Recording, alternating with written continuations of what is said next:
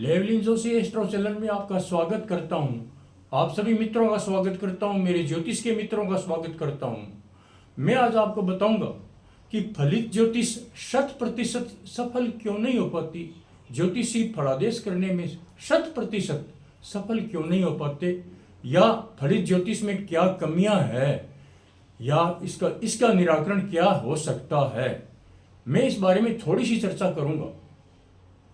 सबसे पहली जो फर्स्ट एंड फॉरमोस्ट बात होती है वो अपन लगन निकालना आना चाहिए, और अपन लगन अच्छी तरह से ज्योतिषी निकाल भी लेते हैं। नवांश कुंडली अच्छी तरह से देखनी आनी चाहिए, षष्ठांश कुंडली अच्छी तरह से आनी चाहिए, यानी अच्छे ज्योतिषी को लगन निकालना भी आना चाहिए। नवांश, षष्ठांश कुंडली और दशमांश कुंडली का, या जो ज्योतिष के षोडश वर्ग होते हैं उनकी पूरी कैलकुलेशन के ऊपर कमांड होना हमारा जरूरी होता है, क्योंकि ये फलित ज्योतिष में इनकी महत्वपूर्ण भूमिका होती है।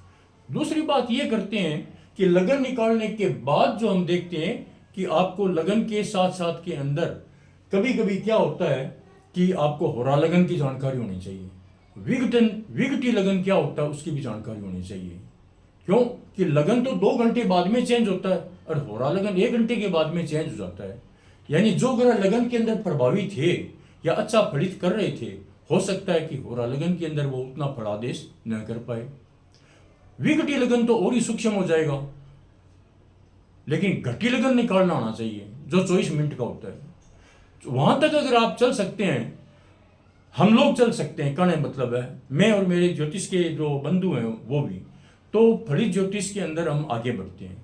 उसके बाद में हम देखते हैं कि लगन निकालने के लिए जो जनरल बात होती है वो होती है अयनांश। वो अच्छी तरह से अयनांश किसी ऑथेंटिक अयनांश काम में लेने चाहिए, अयनांश की जानकारी होनी चाहिए। लेकिन अयनांश के अंदर फिर सिद्धांत ज्योतिष आ जाती है, तो अयनांश के अंदर भी क्या है कि थोड़ा मतभेद भी चलता है जो विद्वान लोग होते हैं। हालांकि मैं ये कहूँगा कि फलित ज्योतिष के अंदर गणित अगर आती है तो सोने में सुहागा होता है, लेकिन बहुत ज़्यादा गणित नहीं भी आती है तो भी एक अच्छे ज्योतिषी हम बन सकते भी हैं। पूरी गणित नहीं, सिद्धांत ज्योतिष का प्राइमरी नॉलेज जो है वो इसमें काम करता है। उदाहरण के लिए अगर हमारे पास में पंचांग है तो अलग अलग बड़े बड़े नगरों के हिसाब से पंचांग करता विद्वान जन अपना अपना पंचांग बनाते हैं। जोधपुर पंचांग चलते हैं, दिल्ली पंचांग चलते हैं, काशी पंचांग चलते हैं। उनके अलग देशांतर हैं, उनके अलग जो है अक्षांश हैं। उनके आधार पर विद्वान ज्योतिषी जो सिद्धांत ज्योतिष की जानने वाले होते हैं वे हमारी गणित की कमी को पूरा करते आए हैं और करते रहते हैं। सिद्धांत ज्योतिष के जानने वाले व्यक्ति उसके अंदर अच्छी तरह से जानते हैं कि तिथि, वार, नक्षत्र और करण और वार उनका सही फलित वे करते हैं और सही उनकी गणित भी करते हैं। उनमें मानो 1-2 घड़ी का 1-2 पल का अंतर रह जाता है, वो अलग बात है, लेकिन लगभग फलित के अंदर इसका कोई लंबा चौड़ा प्रभाव नहीं पड़ता है। जब ज्योतिषी के सामने चैलेंज आता है तब ये सब बातें नोट करनी पड़ती है। 2 बच्चों की जन्म पत्री के अंदर 2 मिनट का 3 मिनट का फर्क आ गया उन्हें, तब ये बातें हमें सारी एक साथ हमें इनका समअप करना पड़ता है, इनका कैलकुलेशन के अंदर इनको लेना ही पड़ता है।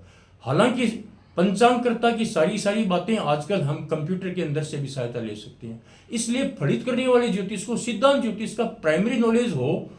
एक पंचांगकर्ता को अच्छी तरह से पंचांगकर्ता के उसके पंचांग को अच्छी तरह से समझना अगर आ जाता है तो फलित ज्योतिष के अंदर ज्योतिष सफल होते देखे गए हैं। उसके बाद फलित ज्योतिष में क्या होता है कि जनरली हम लोग क्या करते हैं कि सामने कोई भी क्लाइंट हमारे पास में आता है तो हम क्या है, अगर वो हमारा मित्रजन है या हमारा परिवारजन है तो थोड़ा सा दिमाग के अंदर क्या उसके प्रति पक्षपात की भावना आकर के हम उसको मनचाही बात भी सुना सकते हैं, सुना देना चाहते हैं सुनाना। लेकिन फलित ज्योतिष तो ये कहती है कि व्यवहारिक ज्योतिष के अंदर उसको सही बात भी बताएं तो पोलाइटली बतानी चाहिए, कड़वी बात भी अगर बताएं तो इशारे से समझानी चाहिए।